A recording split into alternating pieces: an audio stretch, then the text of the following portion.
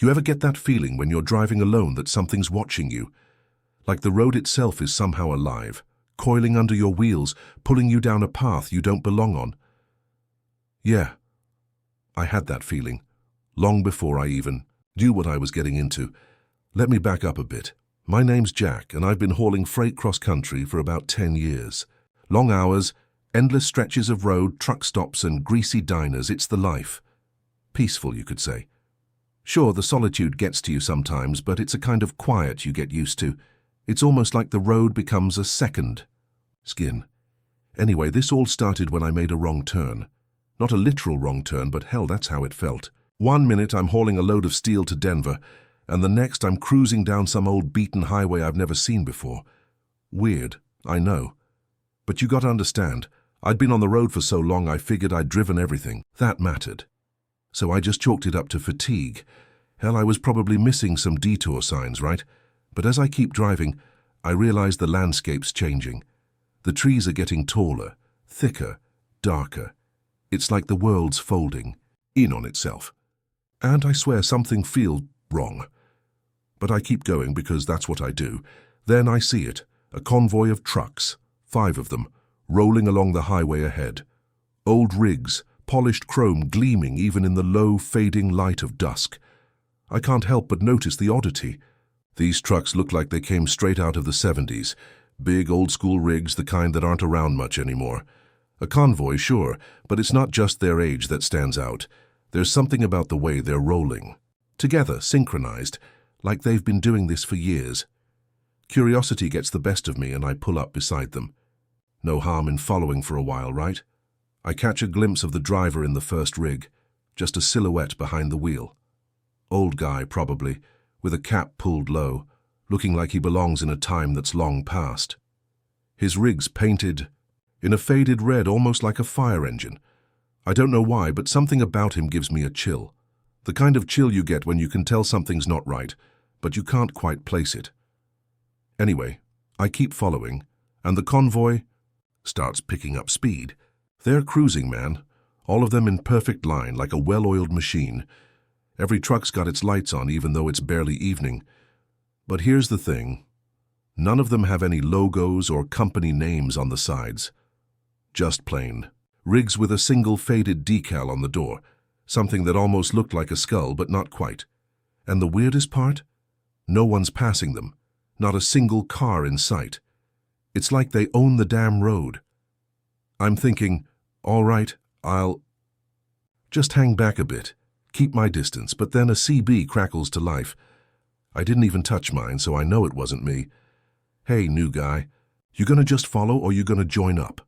The voice says. Low, gravelly, like it's been through a million cigarettes, I nearly jump out of my skin. Who the hell's talking to me? I grab my CB, barely able to suppress a laugh, thinking, there's some prank. Oh, I'm just passing through, didn't mean to intrude. The voice comes back, a little warmer this time. You're welcome to ride with us, kid. We don't mind the company, we've got room. That last part, it sticks with me. We've got room. What does that even mean? Against my better judgment, I start to ease in behind the convoy, taking up the rear. The road's opening. Up ahead, and I swear it feels like we're headed into something, like the highway itself is pulling us toward a place where nothing else exists. But let me tell you, the longer I followed them, the less I felt like a trucker. More like something else, something smaller, more insignificant. Like I didn't belong here, like I was part of some damn ghost story. So I check my rear view, and what do I see? Nothing. Empty highway. Not a damn thing behind me except the growing fog. It's thick, and it's moving in fast. Like something's pushing it. I go to reach for the radio again, just to get my bearings, but before I can even touch it, the voice comes back, crackling, like it's been waiting. You all right back there, kid? It's the same gravelly voice, but there's something off about it now, like it knows something I don't. I take a breath.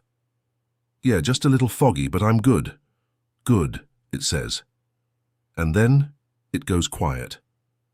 I don't know what it was. Maybe it was the fog. Maybe it was just the isolation. But I couldn't shake the feeling that if I didn't make a move soon, I might end up just like them. That's when it hit me. These trucks, these drivers, they were too still. No one shifted positions. No one seemed to be talking. They just kept driving.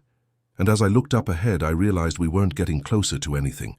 No exits, no signs, just endless highway and trees that looked like they were trying to swallow the road. I didn't even realize how fast I was going until the speedometer read 95, and when I looked around, the convoy had slowed down. I was speeding toward them, but they weren't speeding up, they were just waiting. My stomach tightened, and for the first time since I got on the road, I felt a real sense of dread, like I didn't just stumble onto something strange, I'd driven into it, whatever it was. Then I heard it again, the voice.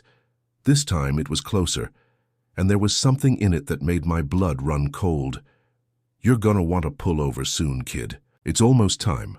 Time for what, I didn't know, but for the first time I wanted to leave. I wanted to turn around, find the next exit, anything to get the hell out of there. But I couldn't. I couldn't look away. The convoy had already wrapped around me, pulling me deeper into this eerie, timeless stretch of highway. I was trapped, and I knew it. That's when I saw it. The sign ahead, completely out of place in this deserted part of the world. It was just a single word. Haven. I don't know why, but I knew that wasn't the name of some town. No, Haven was something else entirely, something I'd never escape. So I should have turned around. That's the thought that kept clawing at the back of my mind over and over, like a rat trapped in a cage. But I couldn't. It wasn't fear that kept me on the road, not entirely. It was something else. Something that told me if I stopped now, if I even thought about leaving, I'd never make it out. The convoy ahead had slowed even further, and now we were all driving at a crawl. The fog was thickening, choking the light from the sky. My headlights barely cut through the mist. Every so often, I'd catch a glimpse of one of the rigs in the convoy, just a shadow at first, but always moving in perfect sync with the others.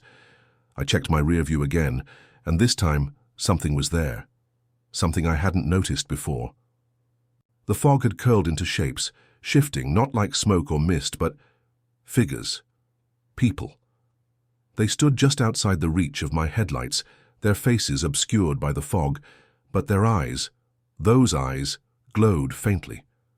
I slammed my foot on the brake, the tires squealing in protest. I couldn't shake the feeling that they were watching me. I didn't dare look again. I gripped the wheel, knuckles white, and just kept driving. There was no going back. The voice on the CB came again, crackling like static in the air. "You're close now, the Haven's just ahead." I didn't answer. I didn't know what to say. Hell, I didn't even know if I could. Ahead through the fog, I could just make out something on the road, a dim, flickering light. It was soft at first, then grew brighter. A small structure, maybe? A gas station? I wasn't sure, but something about it seemed welcoming.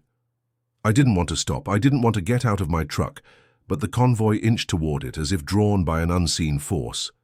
The rig seemed to move as one. No turning signals, no honks, just an eerie sense of inevitability. And before I could think twice, I was pulling off the highway, my tires humming as they rolled over gravel. The light came from a dilapidated building up ahead, something out of a nightmare. It was small, maybe a gas station or a diner, but in this eerie twilight I couldn't tell for sure. The sign above the door flickered on and off, the letters barely legible in the gloom.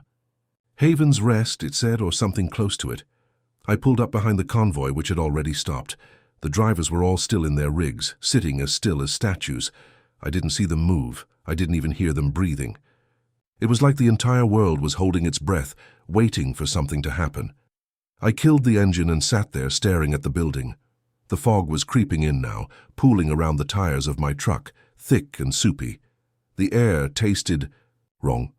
A strange metallic bite lingered in my mouth. I should have left. I should have turned back, but my hand found the door handle before I could stop myself. The truck door creaked open, and I stepped out onto the gravel lot. The cold air slapped my face, and I shivered, wrapping my jacket around me. The convoy's trucks remained eerily silent, their headlights casting long, twisted shadows across the lot. The building in front of me was run down, its windows cracked, the door hanging on its hinges like it hadn't seen anyone in years. A single light flickered inside, casting a dim glow through the grime-covered glass. I hesitated for a moment before walking toward it. As I approached, the door slowly swung open, almost as if someone or something was waiting for me. Inside, it smelled like stale coffee and old dust, like something had been locked up for decades. But then there was another smell too, something faintly metallic like blood. My boots echoed on the wooden floor as I stepped inside, the door creaking shut behind me. A woman stood at the counter, wiping it down with a rag. She was young, maybe in her 20s, with dark hair pulled back into a ponytail, but there was something about her eyes that didn't sit right. She glanced up at me with a small, knowing smile. "You've arrived." Her voice was soft, almost too soft, but there was a strange quality to it that sent a shiver down my spine. I swallowed hard. Where am I?" I asked, my throat dry. The woman tilted her head, her eyes narrowing ever so slightly. "You know where you are," she replied, her smile widening just a little. I stepped further inside, the floor creaking beneath me, and scanned the room. The tables were empty, the stools dusty and abandoned. A row of old jukeboxes sat against one. Wall their glass cracked, the music long dead. But in the corner a row of flickering television screens sat. They weren't showing anything, just static. The woman's gaze flicked to the screen, then back to me. "I've been waiting," she said again, as if it was the most natural thing in the world. "Waiting for what?" I asked, my voice betraying my anxiety. She didn't answer at first, just stood there for a moment, then walked over to the counter and grabbed a mug. She filled it with something black, coffee, I assumed, and set it in front of me. The steam rose from the cup like it was alive, curling in the air. "Drink," she said. "You're gonna need it." Before I could ask another question, the door behind me opened with a groan. I turned, and my blood ran cold. Standing in the doorway was one of the drivers from the convoy. His face was pale, too pale, like he hadn't seen the sun in years. His eyes were sunken, hollow, but there was a strange hunger in them. He stood there for a long moment, staring at me before taking a slow step forward. "You made it," he said, his voice hoarse. I could only nod. What else was there to say? The woman smiled again, a dark, knowing smile. "You're here now," she said, her voice dropping an octave. "Welcome to Haven's Rest. You'll be here for a while." I didn't understand. Not yet. But one thing was clear. The longer I stayed, the less I remembered what I was supposed to be doing. I was already forgetting who I was, what I was supposed to be. It was like the fog had seeped into my brain, clouding every thought, every decision, and the worst part, I wasn't sure I wanted to leave anymore. I don't know how long I stood there in the middle of that empty diner, the stale air thick with 1,000 forgotten conversations. But the longer I stayed, the more I felt like I was sinking into the place, like the floorboards were slowly pulling me under. There was something about this spot, the way the walls seemed to close in, the smell of burnt coffee that lingered in the air, as if it had been there for years, that made everything feel off. The man who had walked in with the hollow eyes, he was still standing at the door just watching me. His face was pale, like something had drained the life out of him, and his clothes were a patchwork of dirt and grease. He didn't speak, just stood there in the doorway, silent as a shadow. The kind of silence that was loud, if that makes sense. The kind that makes your skin crawl. After a moment, he shuffled into the diner, not walking so much as dragging himself across the floor. His boots scraped against the tiles like they were too heavy for him to lift. He took a seat at the counter beside me, not looking at me but staring straight ahead at the cracked mirror above the bar, his eyes fixed on something I couldn't see. I didn't know what to do. Should I say something? Should I ask him what was going on? The weird thing was, I didn't want to know. It felt safer just to keep my mouth shut and drink my coffee. But the silence stretched on too long, like it was waiting for me to break it. Finally, the man spoke. His voice was low, like he was talking to himself. "You don't remember, do you?" I shook my head, unsure of how to respond. "Don't worry. None of us do." He paused, as if considering whether to say more. "At least not at first." Heart started beating a little faster. "At first? What do you mean?" The man turned his head just enough to look at me, his eyes hollow and wide. "You're not here by choice, you know. None of us are." Before I could reply, the woman behind the counter, the one who'd welcomed me into this god-forsaken place, spoke up. "Don't mind him," she said, her voice sweet like honey, but still holding that undercurrent of something darker. "He's just here to pass the time." The man's eyes flicked to her, and for the first time I saw something like fear in his expression, something raw, like he was being controlled. He quickly looked back at me, his voice dropping to a whisper. "This place is where you wait. That's all you do here, wait." A chill ran down my spine. Wait for what? But before I could ask, the door behind me opened, and another driver from the convoy walked in. He was younger than the rest, maybe in his 30s, with a thick beard and tattoos creeping up his neck. He looked more alive than the others, but there was a kind of restlessness about him, like a man who had lost something and didn't know how to get it back. He glanced at me, then at the man sitting beside me, then over at the woman behind the counter. "Did he tell you yet?" the bearded man asked. His voice was rough, like he'd been shouting for hours. "Not yet," the woman answered. Her smile was as plastic as ever, but it didn't reach her eyes. "But he will." The bearded man didn't look pleased with her answer, but he sat down anyway, sliding onto a stool next to me.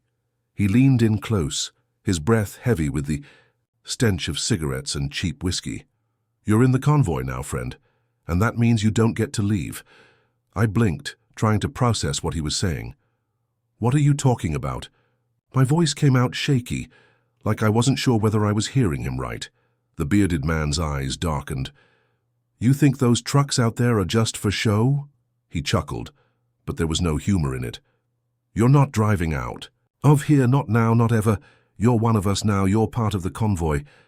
I didn't know what to say. The words didn't make sense, but something deep down told me I should be scared. I glanced over at the door, the fog still pressing in from the outside, and for the first time I considered running. But when I looked at the bearded man again, I saw something behind his eyes that stopped me. It wasn't fear. It was resignation, like he had given up trying to escape a long time ago. "The convoy," he said, his voice low, almost a growl now. "We're all dead, all of us. We died in a wreck years ago, and now we're just driving, dragging people. With us, souls like yours." The words hit me like a truck, and for a moment I couldn't breathe. "What?" I choked out. "You heard me," he said, his voice tinged with bitterness. "The convoy's not just a bunch of truckers, it's a damn purgatory. We can't leave, and we drag people in with us, like you."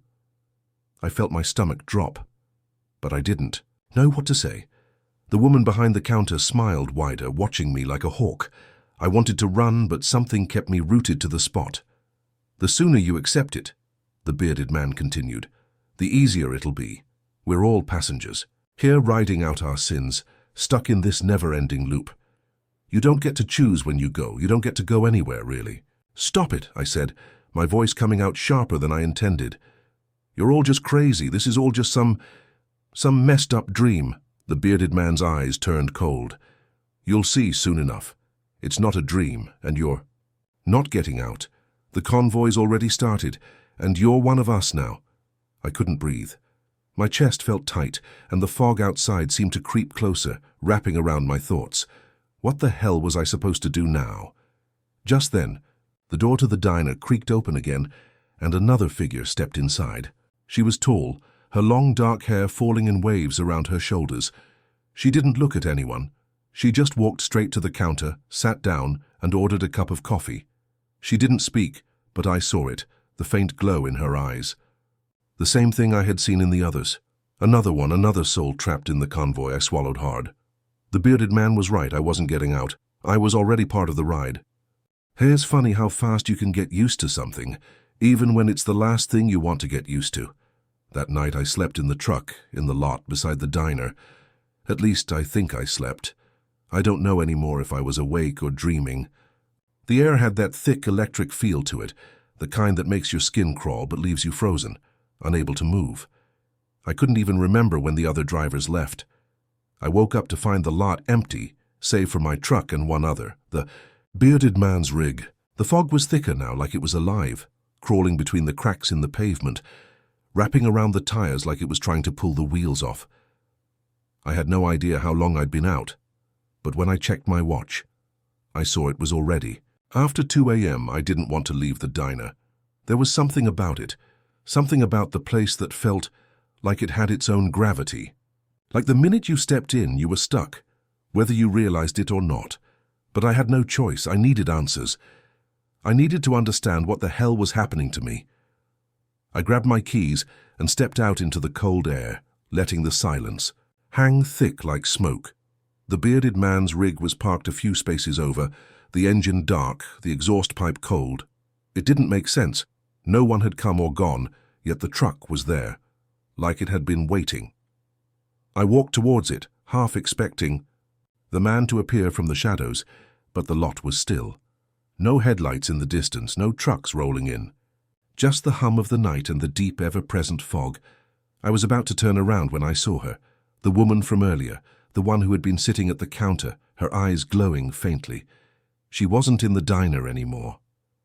Now she stood by the edge of the lot, just outside the ring of yellow lights, staring at the road ahead like it was calling to her.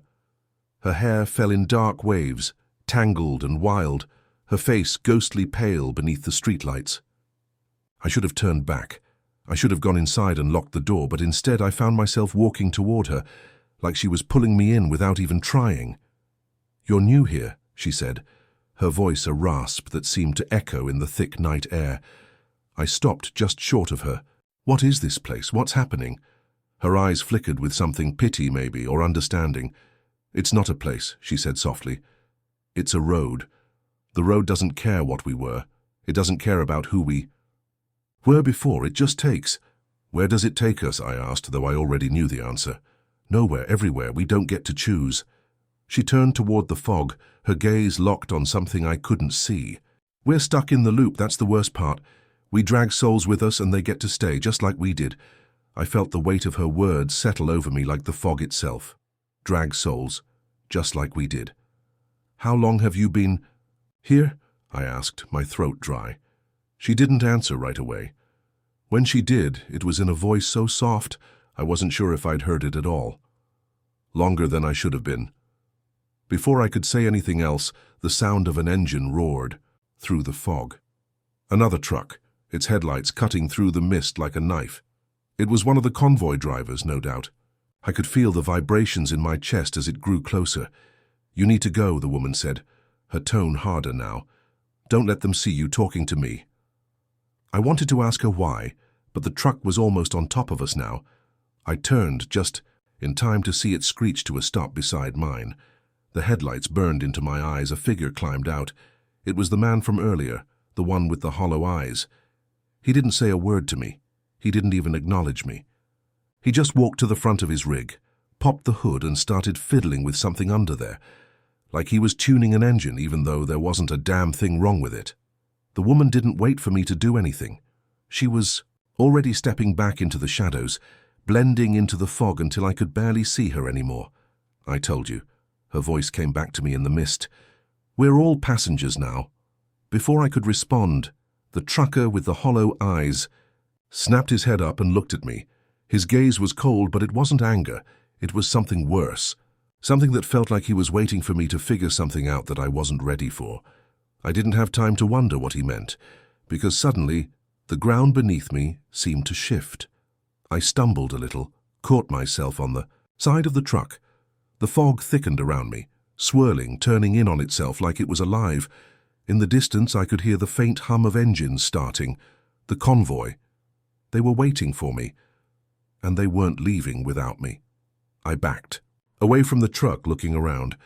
Every single truck in the lot had its engine running, the low growl of diesel echoing in the still night. The man with the hollow eyes watched me the entire time, his expression unchanged, like he was expecting me to make a move. But I didn't know what move to make. Everything felt wrong. I wanted to run. Hell, I wanted to scream. But something stopped me. Something deep inside me told me it was too late for all that. I was already part of the convoy. There's a moment just before everything falls apart, when you know deep down you should turn back. You know it in your bones. But it's that same bone-deep feeling that keeps you going forward. The need to understand. To keep moving.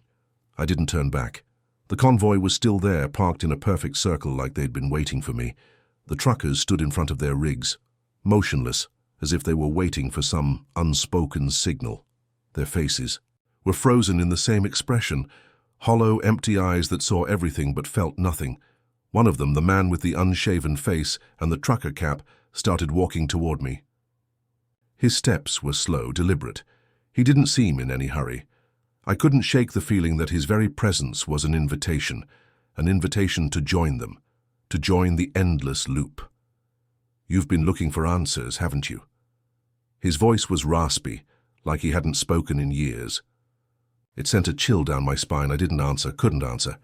"What was there to say? I can see it on you," he continued, stopping just a few feet from me. "You think this is all some twisted dream, that you're going to wake up any second and everything will be okay, but you won't. You won't wake up, not here, not anymore." I felt the ground beneath my boots shifting again. This time it wasn't the fog. It was the very earth itself. The weight of it all was pressing down, pushing me deeper into the nightmare. "Why don't you just leave?" I asked, though I didn't really believe I could leave. There was something holding me here, something stronger than just fear. The road itself was pulling me in, and I could feel the tug of it in every fiber of my being. "You can't leave," he said simply. "None of us can. We're stuck here, trapped in the convoy." It was then that I saw it. The strange, shifting distortion around the edges of the convoy. The trucks were no longer just metal and rubber. They were fading. Their edges were melting into the fog, like they weren't entirely real, like the road itself was devouring them, just as it had devoured the souls of the drivers who had come before. "We're ghosts," the man said, almost gently, as though trying to ease my confusion. "The convoy doesn't just drag us across the miles, it drags our souls too. We're bound to it. Every mile, every turn, every stretch of road is a little further into the abyss." I couldn't breathe. It felt like the air was thickening, filling my lungs with something foul. I turned away from him, trying to shake the image of the man's decayed eyes from my mind. But when I looked toward the trucks again, something else was different. The other drivers weren't standing still anymore. They were moving. They weren't walking. They were floating. Each of them rose off the ground like they were weightless, drifting in slow circles around their rigs. Their eyes were vacant, their expressions frozen in time, as though they were trapped in a moment they couldn't escape. "Join us, kid," the man's voice echoed behind me. "The road doesn't care about the living or the dead. It just wants us all to keep moving." I turned back toward the circle, my feet rooted to the ground by some unseen force. I could feel the air crackling with energy, the fog, the sounds of the engines, the deep hum in my chest. Everything was blending together, pulling me in. The trucks were humming now, too. Not in a mechanical way, but in a way that felt alive. Like they were breathing, like they had become part of something bigger, something darker. The convoy wasn't just an eerie procession of dead truckers. It was a living, breathing thing, an entity powered by something far worse than any of us could imagine. I felt a tug at my sleeve. It was the woman from the diner. Her face was worse now, decayed, half melted like the fog itself, but her eyes were still sharp. "You're one of us now," she whispered, her voice distant, like she was already halfway gone. "You've crossed the line. There's no turning back." Her words sunk in like a knife. No turning back. I wanted to scream, to run. But every time I tried, my feet wouldn't move. My body was no longer my own. The road, the trucks, the fog. They were all pulling me in, drawing me closer to the center of the convoy. The man with the unshaven face was there again. "You're not leaving, kid. Not like this. You can't." His words twisted in my mind. They weren't just words anymore. They were a reality, an inescapable truth. I heard it then. A faint sound coming from the trucks. It wasn't an engine. Not quite. It was screaming. The sound grew louder, louder, until it felt like it was coming from inside my own skull. The screams were endless, writhing, distorted cries that were both familiar and foreign. I couldn't understand them, couldn't make sense of what they were trying to say. But I knew. It was the sound of the souls trapped within the convoy. Trapped by the very road itself. Each scream, each cry was a lost life, dragged in by the insatiable hunger of the highway. And now, it was my turn. I looked to the woman again, desperate for any last shred of humanity, but she had disappeared into the fog. All that remained was the hum of the engines and the wailing of the damned, and the trucks. They were moving. Slowly but surely, the convoy was on the move, engines roaring to life as the trucks crept forward, dragging me with them. The road stretched out in front of us, but there was no destination. There was no end. Only the endless loop of highway, of miles upon miles that would never end, taking us all deeper and deeper into whatever dark corner of hell this place had become. I don't know how much time passed after that. Hours? Days? It didn't matter. The convoy kept rolling, and I had no choice but to follow. Every now and then, I would catch a glimpse of something in the rearview mirror. A shadow, a face, a hand reaching for me from the fog. But it was always gone by the time I turned to look, and the worst part? I couldn't even remember what life was like before the convoy. I didn't think I'd make it this far. No one ever does. There's something about this road, something about this convoy, that slowly chips away at you, eats away at what makes you human. The longer you stay, the more you forget who you were before all of this. The more you become a part of the wreckage, a part of the endless road that stretches into nothing. I've stopped trying to fight it. The trucks are still with me, floating in that cursed, eerie circle that never seems to break. The drivers, they drift. They move in and out of the fog like they're always on the verge of disappearing forever. Their faces are still hollow, their eyes wide and empty. But there's a certain stillness now, an almost peaceful resignation in their movements. I don't know if that's worse than the way they used to hover over me, their voices whispering in the dark. But I can't shake the feeling that something's different now. The road's been quieter, the air thicker, as if the land around us is holding its breath. I still don't know where we're going. We've crossed states, crossed miles, but there's no indication of what's ahead. Just the never-ending stretch of blacktop, winding, turning, and looping in ways that make me dizzy. It's not like normal roads. Hell, it's not even like a road at all. It's a path to nowhere, a path that leads into the dark. And it's not just me anymore. Every now and then, I see them, lost souls drifting alongside the convoy, caught. In the fog, their faces frozen in terror. Some of them are strangers, others familiar, people I should have forgotten by now, people who died in crashes I should have let go. But the road doesn't let you forget. It makes sure you carry every weight with you, even if it means dragging you into madness. And then that night, it all came to a head. I was driving alone. Well, as alone as you can be in a convoy of the dead. The trucks around me were silent, their engines humming like low growls, but their drivers were still. No one was watching me. The fog was heavy that night, thick and soupy, wrapping around the trucks like a suffocating blanket. That's when I saw it, a faint glow in the distance, just a pinprick at first, but it grew bigger, brighter, until I could make out shapes in the mist. It wasn't the glow of a passing car, it wasn't headlights, it was something else, something older. I slowed the truck, my hand gripping the wheel tighter as I stared through the fog, trying to make sense of the shapes ahead, and then I saw it, a silhouette. Tall, dark, and looming. It was a figure, a man. Or at least it used to be a man. His face was obscured by shadows, but I could see his hands outstretched, palms facing the convoy like he was trying to stop us. He was standing in the middle of the road, unblinking, unmoving, as though he'd been waiting there forever. I slammed on the brakes, my truck screeching to a halt just inches from him. My heart was pounding in my chest, and my skin prickled with that all-too-familiar sense of danger.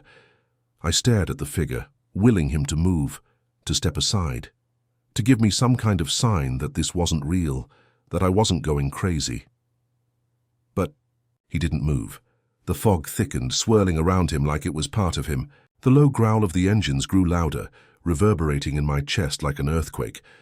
But the figure remained frozen, unmoving. And then, finally, he spoke. "You shouldn't be here." His voice was raspy, like something dead, something buried. "You've crossed the line." I swallowed hard. "What line? What the hell is this?" He didn't answer right away. Instead, he turned, his long arms lifting slowly to the sky. And in that moment I saw it, the road. It wasn't just a path anymore, it was a wound in the fabric of reality itself, stretching across the land like a scar that wouldn't heal. The mist thickened, churning, and suddenly I was no longer just on the road. I was in it. The figure turned back to me. This road isn't just a highway, it's a crossing, a threshold, and you've crossed it. I wanted to run, but my legs wouldn't move. I wanted to scream, but the sound wouldn't come. It felt like my body had become part of the road itself, tethered to it by something darker than fear. The convoy, the figure said, his voice softer now as though he was trying to warn me, isn't just a group of lost souls. It's a cycle, a trap. You're all caught here, drifting endlessly like moths to a flame. There's no escaping it, not for you, not for them, not for anyone. My chest tightened. I wanted to ask him why. Why me? Why had I been chosen for this nightmare? But the words never came. It was like I couldn't speak anymore. He looked down at me, eyes dark and hollow, filled with the same emptiness I'd seen in the faces of the other drivers. "The cycle is ending," he whispered. "This is your final mile, you can't outrun it." And then he was gone, like smoke, like fog, like he'd never existed at all. I sat there in the truck, the air suddenly colder, the fog denser. I could hear the low growl of the convoy again, but it wasn't just a sound, it was a presence. The trucks were moving, no, we were moving. But it wasn't just the trucks that were on the road now. I wasn't alone, the souls I had seen before, they were back.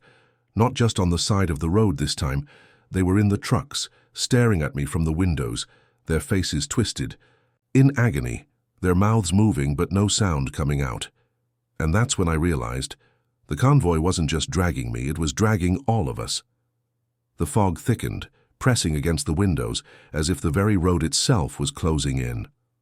The trucks started to move faster, the engines roaring louder, the screech of tires echoing in the silence. And I knew with every fiber of my being, that I was nearing the end of the road. I closed my eyes for a moment, the sound of the convoy like a pulse, a heartbeat, a countdown, and then the road disappeared. I never made it back. I'm here now, somewhere between the fog, somewhere between the mile markers. Sometimes I see them, other lost souls drifting on the highway, always looking for a way out. But there's no way out, not anymore. The road keeps moving, the convoy keeps rolling, and now I'm one of them, forever.